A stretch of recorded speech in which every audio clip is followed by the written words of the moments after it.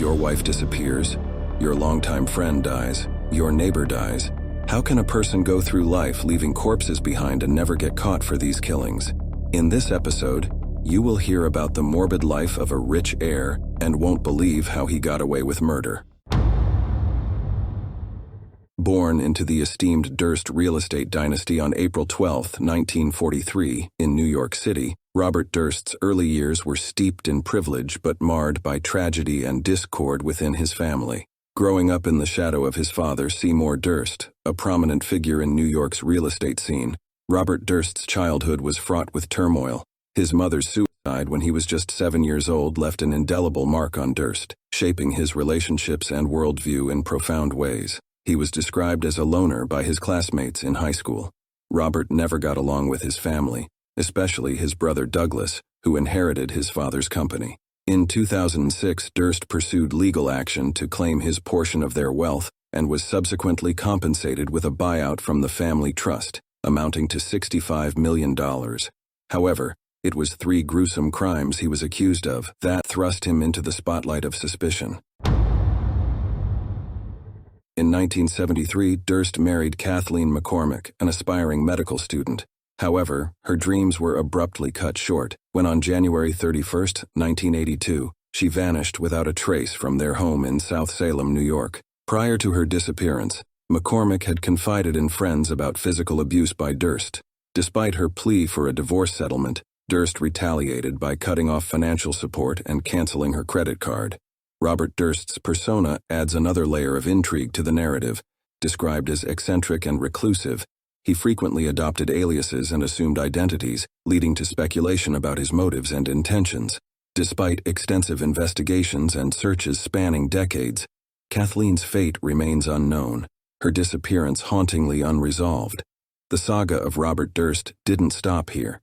It unfolded with a trail of 2 other suspicious deaths surrounding him that would lead to his demise.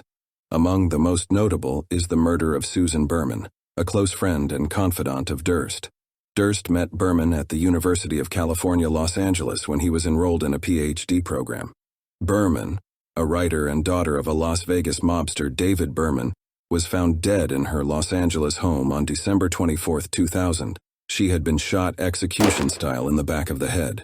With Berman's close ties to Durst and her alleged knowledge of incriminating information regarding the disappearance of his first wife, suspicions mounted, especially as investigations revealed that Berman had recently received $50,000 from Durst.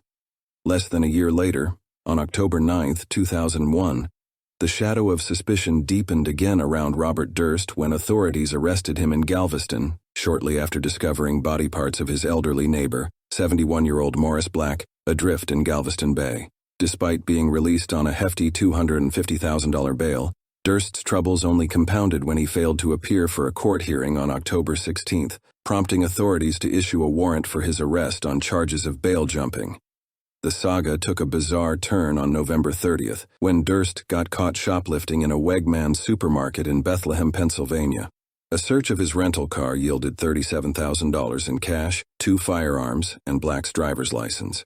It would take more than a year to see Durst standing trial for the murder of Morris Black, and almost 2 decades for him to be charged with the murder of Susan Berman. The Robert Durst case took a dramatic turn with the release of the HBO documentary series The Jinx, The Life and Deaths of Robert Durst, aired in 2015. The 6-part documentary delved deep into Durst's life, exploring the mysterious circumstances surrounding the disappearance of his first wife, Kathleen McCormack Durst, and the subsequent deaths of Susan Berman and Morris Black. The Jinx captivated audiences with its riveting storytelling and compelling interviews, including unprecedented access to Robert Durst himself. One of the most infamous moments occurred in the final episode when Durst, seemingly unaware that his microphone was still recording, muttered to himself, "Kill them all, of course." This chilling statement raised questions about Durst's culpability and further fueled suspicions surrounding his actions. Just 1 day before the final episode aired, on March 14, 2015, Robert Durst was arrested in New Orleans on a first-degree murder warrant issued by Los Angeles County for the killing of Susan Berman. With all the evidence they found in his hotel room, Investigators suspected that Durst had intentions to escape to Cuba after the HBO documentary aired, knowing that the U.S. and Cuba have no extradition treaty. The following factors are only speculations and do not justify criminal behavior. Durst's childhood was marked by the disappearance of his mother when he was just a child, which could have left lasting emotional scars. Additionally, his relationship with his domineering father, Seymour Durst, might have contributed to feelings of inadequacy, resentment, or a desire for autonomy.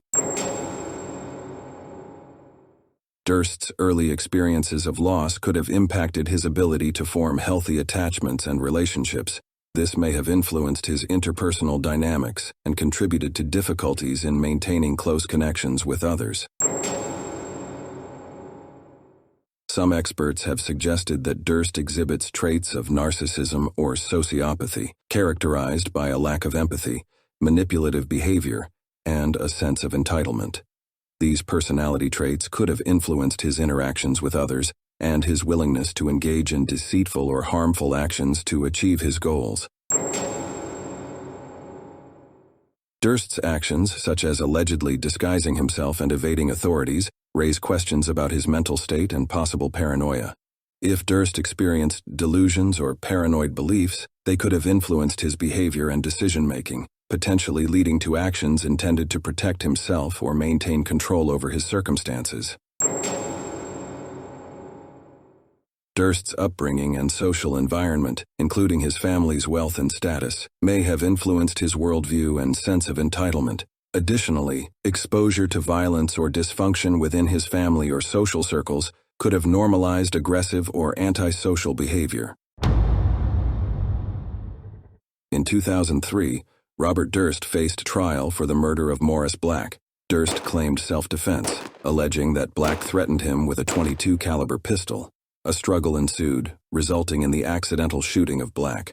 Durst admitted to dismembering Black's body with various tools before disposing of the remains in Galveston Bay. Because Black's head was never recovered, there was not enough forensic evidence to convict Durst. As a result, the jury acquitted him of murder on November 11, 2003. However, on December 21, 2004, Durst pleaded guilty to bail jumping and evidence tampering related to Black's dismemberment, receiving a 5-year sentence with credit for time served. Released on parole in July 2005, Durst violated the terms by making unauthorized trips, leading to a brief return to jail. Finally, in March 2006, he was released again. More than 15 years later and after numerous delays due to the COVID-19 pandemic, the trial for Berman's murder started on May 17, 2021. Prosecutors presented a compelling case linking Durst to the murder of Susan Berman. They argued that Durst had a motive to silence Berman, who they believed possessed incriminating information about the disappearance of Durst's first wife. Handwriting samples, forensic evidence, and testimony from witnesses were presented to bolster the prosecution's case against Durst. Throughout the trial, Durst's defense team vehemently denied his involvement in Berman's murder. They challenged the credibility of the evidence presented by the prosecution and sought to cast doubt on the motives of key witnesses. After weeks of deliberation, the jury reached a verdict. Robert Durst was found guilty of first-degree murder for the killing of Susan Berman on September 17, 2021.